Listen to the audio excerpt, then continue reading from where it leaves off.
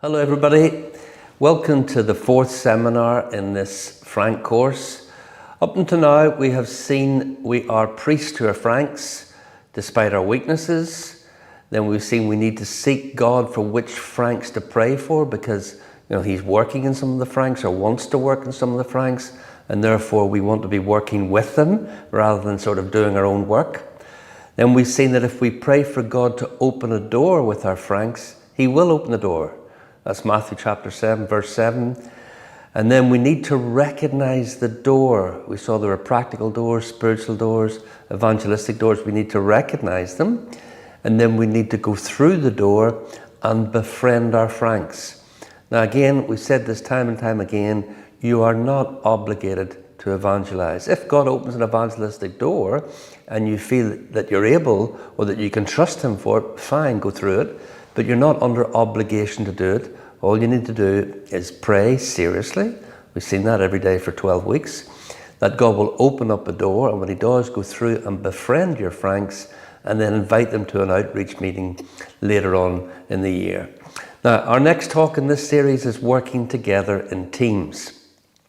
Why is it so important to work together in teams? Well, there are two reasons I want to look at here. Prayer together has more power. In Matthew 18, verse 19, we read this, "Again I say to you, if two of you agree on earth concerning anything that they ask, it will be done for them by my Father in heaven." Isn't that an amazing promise? If two of us agree about anything, the Father says He will do it. Now obviously, asking for souls to be saved and doors to be opened, these are all things of God's will. So there isn't a problem here.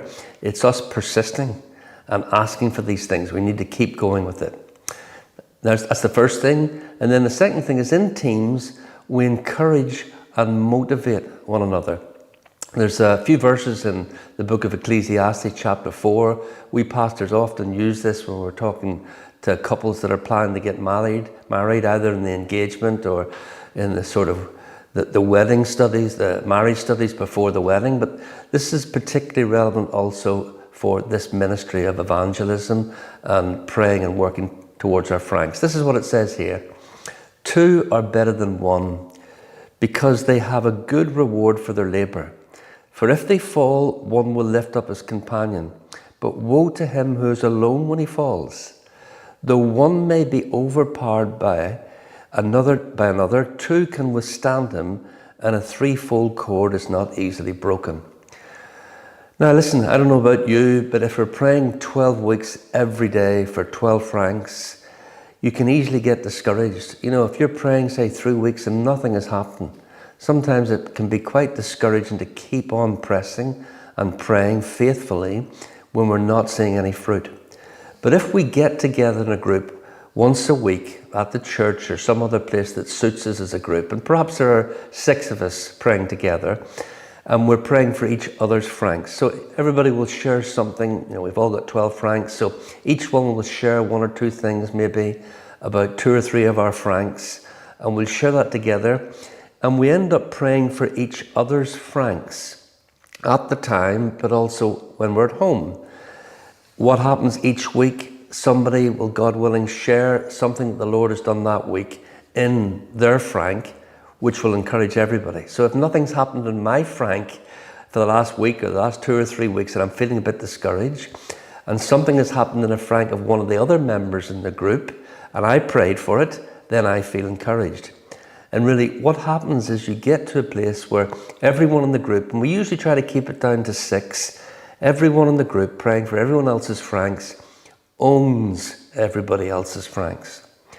So at the end of the 12 weeks of praying, we have an evangelistic meeting. If there are 6 of us, that's 72 Franks that have been prayed for. Maybe only 4 Franks come to the outreach meeting and none of yours.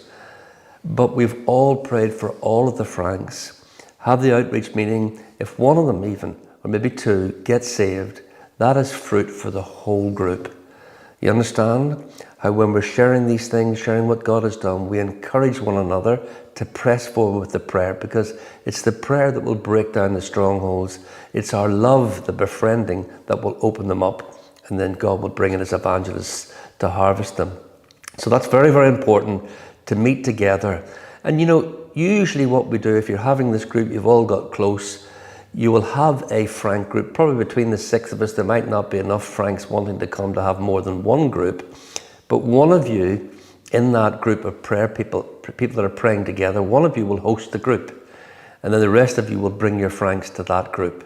So it's a real teamwork thing from start to finish, and when people get saved and go on to baptism perhaps, the whole group really feels this is our fruit. So it's a very important thing to do together. So this is the end of the before section of the Frank course. Next talk will be about the actual mission week itself, and then there'll be some talks afterwards on how to do the follow-up. God bless.